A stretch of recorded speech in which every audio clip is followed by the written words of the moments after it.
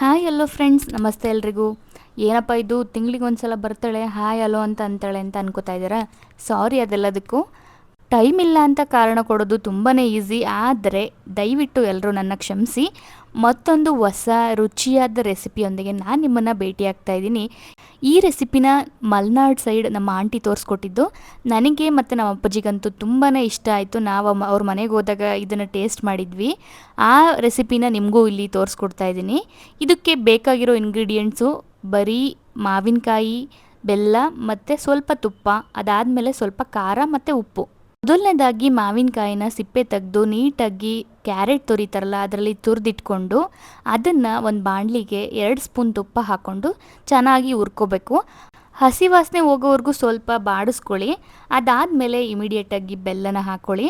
ನಾನಿಲ್ಲಿ 1 ಕಪ್ ಫುಲ್ಲಷ್ಟು ಬೆಲ್ಲ ತೊಗೊಂಡಿದ್ದೀನಿ. 1 ಮಾವಿನಕಾಯಿನ ಕಂಪ್ಲೀಟಾಗಿ ತೊಗೊಂಡಿದ್ದೀನಿ. ಬೆಲ್ಲ ಸ್ವಲ್ಪ ಜಾಸ್ತಿ ಹಾಕಿದ್ರೆ ನೀವು ಖಾರದ ಪುಡಿನೂ ಕೂಡ ಜಾಸ್ತಿನೇ ಹಾಕಬೇಕು. ಒಂದು ಮೇಯ್ನ್ ಥಿಂಗ್ ಏನಪ್ಪ ಅಂದರೆ ಬೆಲ್ಲ ಮತ್ತು ಖಾರದ ಪುಡಿನ ಎರಡೂ ಒಟ್ಟಿಗೆ ಹಾಕಿ ಅದಾದಮೇಲೆ ಚೆನ್ನಾಗಿ ಈ ಥರ ತಿರುಗಿಸ್ತಾ ಇರಿ, ತಳ ಹಿಡಿದಂಗೆ. ಆಲ್ಮೋಸ್ಟ್ ಬೆಲ್ಲ ಹಾಕಿರೋದ್ರಿಂದ ತಳ ಹಿಡಿಯಲ್ಲ, ಬಟ್ ಸ್ಟಿಲ್ ಅವಾಗವಾಗ ತಿರುಗಿಸ್ಕೊತಾ ಇದ್ದರೆ ಯಾವುದೇ ಥರ ಗಂಟಾಗಲ್ಲ. ತುಂಬ ಚೆನ್ನಾಗಿರೋ ಒಂದು ಮಾವಿನಕಾಯಿ ತೊಕ್ಕು ಅಥವಾ ಗೊಜ್ಜು ರೆಡಿ ಆಗುತ್ತೆ. ಸ್ವಲ್ಪ ರುಚಿಗೆ ತಕ್ಕಷ್ಟು ಉಪ್ಪು ಹಾಕ್ಕೊಳ್ಳಿ. 1 ಸ್ಪೂನಲ್ಲಿ ಅರ್ಧ ಆದರೂ ಓಕೆನೆ. ಇಷ್ಟೇ ನೋಡಿ, ಸಿದ್ಧ ಆಯಿತು ಮಾವಿನಕಾಯಿ ತೊಕ್ಕು ಅಥವಾ ಜಾಮು. ಇದನ್ನು ತಣ್ಣಗಾದ್ಮೇಲೆ ಒಂದು ಸೀಸೆಗೆ ಹಾಕಿ ಫ್ರಿಡ್ಜಲ್ಲಿಟ್ಟು ಎಷ್ಟು ದಿನ ಬೇಕಾದರೂ ಯೂಸ್ ಮಾಡ್ಕೋಬೋದು. ಮಜ್ಜಿಗೆ ಅನ್ನೋದ ಜೊತೆಗೆ, ಸಾರು ಅನ್ನೋದ ಜೊತೆಗೆ ಸೈಡ್ ಡಿಶ್ ಸೂಪರಾಗಿರುತ್ತೆ.